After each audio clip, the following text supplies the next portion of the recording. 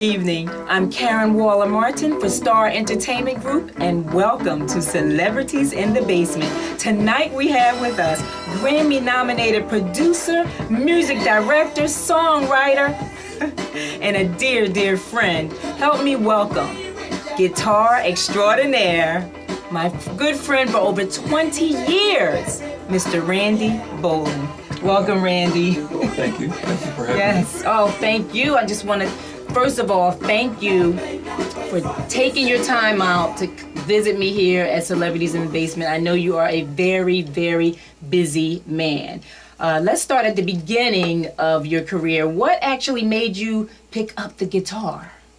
Wow. Well, I would say probably from about 5 or 6 years old, I had an interest in the Beatles. I used to watch the Beatles. Okay. Mm-hmm. Actually, my sisters and I, we used to kind of imitate that. We had instruments and singing, watching a lot of the Beatles movies, and I would always pick up a broom and pretend like I was playing a guitar.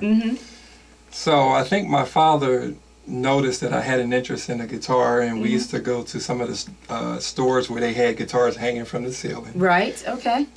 We would kind of stare at the guitars in amazement, like, well, I guess he would always say to me, well, one day, maybe one day you'll get a guitar.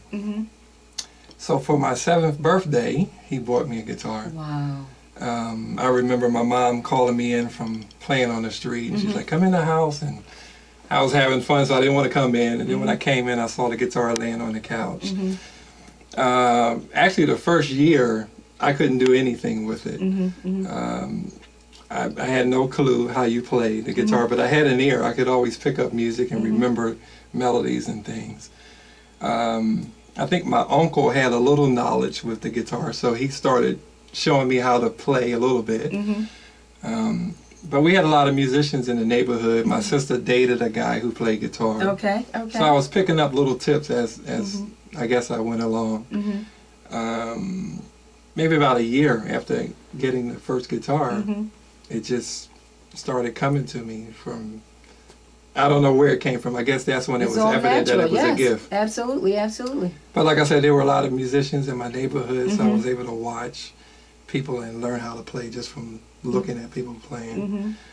I would say from about 8 to 9 and a half, developing my little ear and little techniques on the guitar. Yes. Put together a little band in my basement. Okay. So by the time I was just about 10, the band that I had, we actually got a manager, and we were able to play in nightclubs. And what? Yeah. And so, do you remember the name of that band? Yep, the name of the band was Brothers of Soul. Brothers of Soul. Now, you created that band and started the name? Well, the band that I had, it was, I think we had a bass player, saxophone player, percussionist, and myself. Okay, okay. My sister's boyfriend mentioned that there was a band that it was in his neighborhood that was looking for a guitar player. So he was trying to get me to join the band, basically leave my band. Yes, yes. And I told him, I said, nah, I don't want to leave my band. You know, they were all my friends and stuff. So I was like, nah, I don't want to leave my band. So I said, well, if they're interested in taking us all, then I'll go around and audition. And we went around one Saturday afternoon, and we just kind of jammed, and you know, we had a chemistry. So we had a big band. It was about 11 or 12 people. Now, out of all those musicians, how many of those musicians are still playing music out of that band? Out of that band? Yes. None. None? Well, one. Just myself. Guitar extraordinaire, right? Wow. But, so it was actually destined for you to be the guitar extraordinaire that you are. Well, that's a hard question for me to answer, but thank you for the compliment. Yes. And from there, once you became an adult, you started in other bands. Or you started other bands, or you just joined other bands? How did that happen? Well, the Brothers of Soul basically evolved into another band called Earthbound. Yes. Still a large band, and we basically had a history for picking up musicians like as if they were just vagabonds. Okay, and that's how you picked up my husband John. There you go. Yes, well, not the vagabond, but no. But right, John. Earthbound, yes. Yep, John joined the band earlier on, and then from that experience, I think we just got kind of tired of that band, and it was like a dead end, you know. So broke away from that. John and I actually talked about forming another band. Okay. So we started I don't know if we started a band per se. We were just picking up musicians here and there and working on original songs occasionally. And then we were able to pick up a couple other friends that were the missing pieces, you know, that we needed to form another band. From that band, I would say we probably had about 4 different bands. Wow, okay. You know, before we finally had a group called Mission. Yes. That he was also a part of. Yes, I remember that. One of the founders of, I guess I should say. Yes. He and I basically founded the group. And fortunately, Mission had a recording history that afforded us a chance to have our music published and things like that, which would never before that, you know, had been experienced. From that, I had an opportunity to join Pieces of a Dream. That's right. Okay. Yes. Philadelphia native band.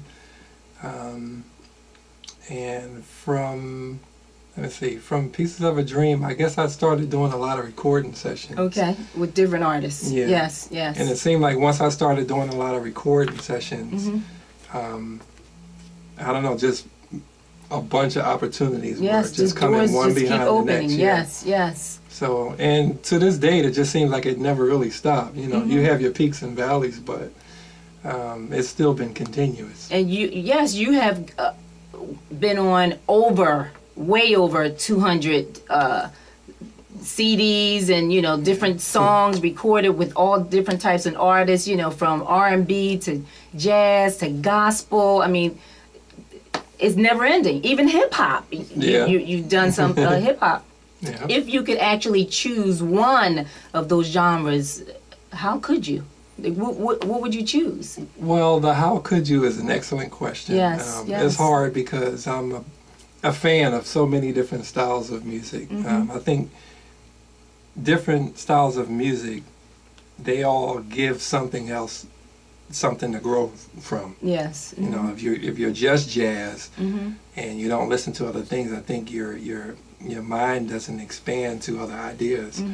So I think I have a jazz roots, I have soul roots, I have R&B. Yes. My favorite would probably be soul. Okay, yes. Because I think soul music is a good combination of everything. And it's what it says, it's soul. It's like most of the time if you listen to old soul classic songs, there's some great stories there. There's great messages. There's things that transcend, you know, time, and even the younger generations have something to grasp and grow. Absolutely. So Erykah Badu would be considered a soul, music soul child. Jill Scott. Okay. They're more of what they call neo soul. Neo soul, but still soul. I mean, I would say Jill is probably the truest to soul music because I think her music is maturing as she matures. Yes, yes. You know, not to take away anything from the other artists, but I think they try more things that lend themselves to the younger ear many times. And she seems to just kind of go with the flow of what her life experience is. Yes. She's getting older, her music is getting, you know, a little more mature. So, and I kind of like that. And it shows in your performances. I actually saw you perform recently with Jill Scott, and it definitely it comes off across the stage that you are truly enjoying what you do. Well, thank you. And I enjoy watching you do what you do. Thank you. And I'm sure a lot of people enjoy that. Now,